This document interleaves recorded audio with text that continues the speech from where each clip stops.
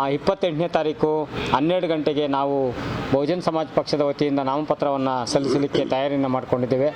ಹಾಗಾಗಿ ಈ ಒಂದು ನಾಮಪತ್ರದ ಸಂದರ್ಭದಲ್ಲಿ 8 ವಿಧಾನಸಭಾ ಕ್ಷೇತ್ರದ ಎಲ್ಲ ಪದಾಧಿಕಾರಿಗಳು ಮತ್ತು ಬಹುಜನ್ ಸಮಾಜ ಪಕ್ಷದ ಬಂಧುಗಳು ಮತ್ತು ಹಿತೈಷಿಗಳು ಎಲ್ಲರೂ ಕೂಡ ಆ ದಿನ ಹೆಚ್ಚಿನ ಸಂಖ್ಯೆಯಲ್ಲಿ ಬಂದು ಈ ನಾಮಪತ್ರದ ಸಲ್ಲಿಕೋ ಸಂದರ್ಭದಲ್ಲಿ ನಮ್ಮ ಜೊತೆ ಭಾಗವಹಿಸಬೇಕು ಅಂತಕ್ಕಂಥದ್ದು ಈ ಮಾಧ್ಯಮ ಗೋಷ್ಠಿ ಮುಖಾಂತರ ನಾನು ಜಿಲ್ಲೆಯ ಮತ್ತು ಬೆಂಗಳೂರು ಗ್ರಾಮಾಂತರ ಕ್ಷೇತ್ರದ 8 ವಿಧಾನಸಭಾ ಕ್ಷೇತ್ರದ ಎಲ್ಲ ಪದಾಧಿಕಾರಿಗಳಿಗೆ ಮುಖಂಡರುಗಳಿಗೆ ಮಾಧ್ಯಮದ ಮುಖಾಂತರ ಅವರಿಗೆ ಮನವಿಯನ್ನು ಕೊಡ್ತಕ್ಕಂಥದ್ದು. ಕಳೆದ 7-8 ದಿನಗಳಿಂದ ನಾನು ಎಲ್ಲ ಕ್ಷೇತ್ರದ ಎಲ್ಲ ಗ್ರಾಮಾಂತರ ಪ್ರದೇಶದಲ್ಲಿ ಹೋದಾಗ ಭಾಳ ಉತ್ಸುಕವಾಗಿ ಮತದಾರರು ಬಹುಜನ್ ಸಮಾಜ ಪಕ್ಷಕ್ಕೂ ಕೂಡ ಒಂದು ಮತವನ್ನು ಕೊಡುತ್ತೇವೆ ಅಂತಕ್ಕಂಥ ಒಂದು ಒಳ್ಳೆಯ ವಾತಾವರಣವನ್ನು ಕೂಡ ನಿರ್ಮಾಣ ಆಗಿದೆ.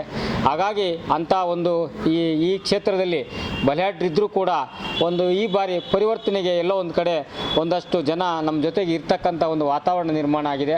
ಇನ್ನೂ ಇರ್ತಕ್ಕಂಥ ಚುನಾವಣೆ ಬರ್ತಕ್ಕಂಥ ಸಂದರ್ಭದಲ್ಲಿ ಅವರುಗಳು ನಡ್ಕೊಳ್ತಕ್ಕಂಥ ವಿಚಾರದಲ್ಲಿ ಮತ್ತು ನಾವು ಅಭ್ಯರ್ಥಿಗಳ ಬಗ್ಗೆಯೂ ಕೂಡ ಕೆಲವರಿಗೆ ವಿಚಾರ ಗೊತ್ತಾಗಿಲ್ಲ. ನೀವು ಮಾಧ್ಯಮದವರು ಹೆಚ್ಚು ಪ್ರಚಾರವನ್ನು ಕೊಟ್ಟಾಗ ಭಾಳ ಜನರಿಗೆ ಇದು ಅರ್ಥ ಆಗಿದೆ.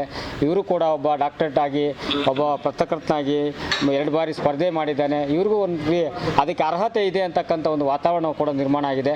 ಜೊತೆಗೆ ಇವತ್ತು ಬೆಂಗಳೂರು ಗ್ರಾಮಾಂತರ ಲೋಕಸಭಾ ಕ್ಷೇತ್ರದಲ್ಲಿ ಒಂದಷ್ಟು ಚುನಾವಣೆ ಪ್ರಕ್ರಿಯೆಗಳಲ್ಲಿ ಚುನಾವಣೆ ಆಯೋಗ ಎಲ್ಲೋ ಒಂದು ಕಡೆ ಎಡುತ್ತಾ ಇದೆ. ಎಲ್ಲ ಕ್ಷೇತ್ರದಲ್ಲೂ ಕೂಡ ಇವತ್ತು ಸೀರೆ, ಕುಕ್ಕರು, ವಾಲ್ ಕ್ಲಾಕನ್ನು ಹಂಚ್ತಕ್ಕಂಥದ್ದು ಮಾಡ್ತದೆ. ಇದು ಪ್ರಜಾಪ್ರಭುತ್ವಕ್ಕೆ ಮಾಡ್ತಕ್ಕಂಥ ಮಾರಕ. ನನ್ನೆಲ್ಲ ಬೇರೆ ಇತರ ಪಕ್ಷದ ಮುಖಂಡರಲ್ಲಿ ಮನವಿ ಮಾಡ್ಕೊಳ್ಳೋದೇನೆಂದರೆ, ನೀವು ನಿಮ್ಮ ಪ್ರಗತಿಯನ್ನು, ನೀವು ಏನು ಸಾಧನೆಯನ್ನು ಮಾಡಿದರೆ ಅದನ್ನು ಕೇಳಿ ನಿಮ್ಮ ಮತವನ್ನು ಪಡಿಬೇಕೆ ಹೊರತುವಾಗಿ ಇವತ್ತು ಪ್ರಜಾಪ್ರಭುತ್ವಕ್ಕೆ ಮಾರಕವಾದಂಥ ಯಾವುದೇ ಸಣ್ಣ ಪುಟ್ಟ ಆಶೆಗಳನ್ನು ಕೊಡಬಾರ್ದು ಅಂತಕ್ಕಂಥ ನಿಟ್ಟಿನಲ್ಲಿ ಇವತ್ತು ನಾನು ಚುನಾವಣೆ ಆಯೋಗಕ್ಕೆ ಒಂದು ತೀಕ್ಷ್ಣವಾಗಿ ನಾನು ಅವ್ರಿಗೆ ಕೇಳ್ಕೊಳ್ಳೋದೇನೆಂದರೆ, ಇದು ಎಲ್ರಿಗೂ ಕೂಡ ಇಲ್ಲಿ ಹಕ್ಕಿದೆ. ಹಾಗಾಗಿ ಯಾರೋ ಉಳ್ಳವರು, ಅಧಿಕಾರ ಉಳ್ಳವರ ಪರವಾಗಿ ನೀವು ಕೆಲಸ ಮಾಡಬಾರ್ದು.